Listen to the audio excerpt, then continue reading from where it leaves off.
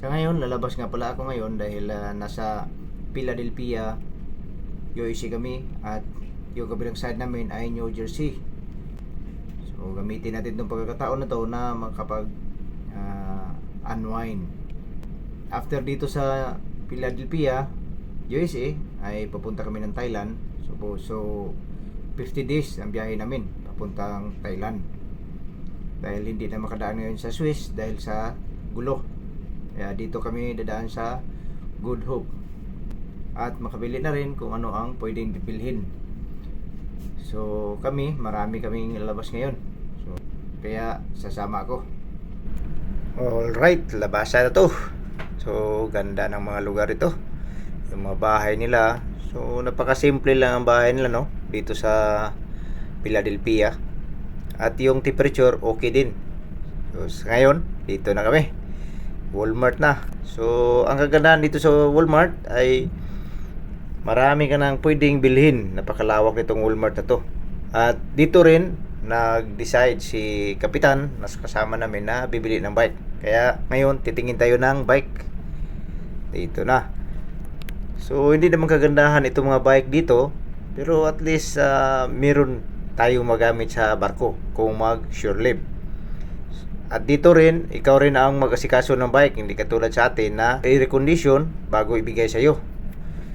Siyempre, may bike tayo, kailangan bibili rin tayo ng helmet for safety ng ating pagbiyahe. At bibili rin ako ng mga interior. So yung mga gear, so dito grabe yung, so dami nating pagpilian to. So napakamalawak nito. Daming helmet. So mga spare. So ngayon pipili tayo ng helmet na yung maganda talaga. So ang budget nga pala dito ay welfare ng barko. So bawat kumpanya mayroon niyang welfare na binibigay sa mga tao o sa barko. So ngayon i-testing natin to. So napakaganda ng helmet na to.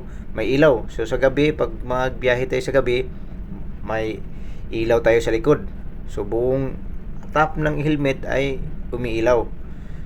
So dito, ako lang mag-isa nito dahil tayo lang ang may hilig sa bisikleta. So ibang kasama ko ay pumunta sa iba. Maganda to, 5 sequence o 5 type ng ilaw na may blinking, may steady. So napakaganda nito sa gabi.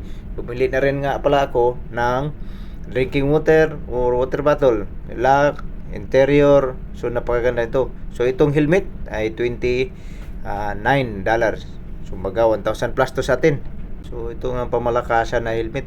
Dito nakapag desisyon si Kapitan na kung hindi ito kasya sa van, itong bisikleta, ay magbabike ako. Kaya mura ito sa ngayon dahil nag-sale ang Walmart dito sa New Jersey. Bali, New Jersey nga pala itong pinuntahan namin na Walmart. So ito rin yung kasama ko, opisyal na Indiano at yung Turkish na kasama. So itong isa, pailahila din ng Coleman. Napakamura dito kasi sale sila lahat. So ito yung bike. Daanan natin sa teller dahil babayaran natin. So ito yung binili ko. So ito naman yung gear na binili ko.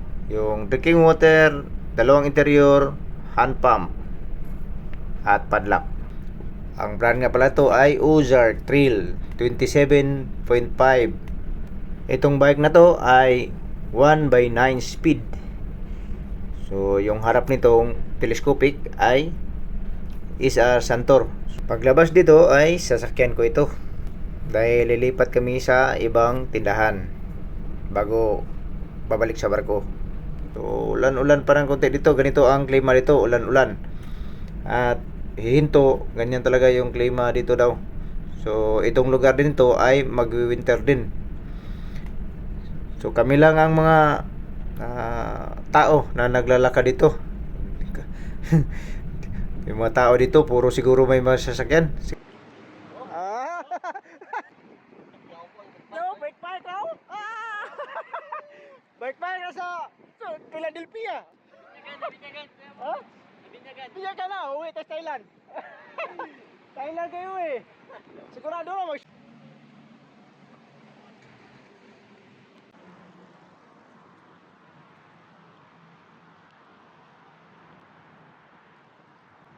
Yes guys, namin karon sa Philadelphia, USA ron. So kauban na to si Ernie Ponce, si Peter. Dito muna tayo sa McDonald. Bago uuwi, kakain muna. So sa ngayon, pagkatapos dito ay dito na kami. Pauwi na sa barko. So salamat sa araw na to na successful yung paglabas namin at magandang panahon. At syempre, nakabili ng bike. Ito yung bike na gagamitin pang shore leave, na malaking bagay na ito para makatipid sa labasan. Dahil bawat shore leave ay magbayad ka ng taxi. So yung taxi, alam naman natin na mahal talaga. Kahit sabihin natin $5, kung i-convert natin ito sa piso ay 250 na yan within minutes lang. So hanggang dito na lang. Maraming salamat sa panahon at God bless.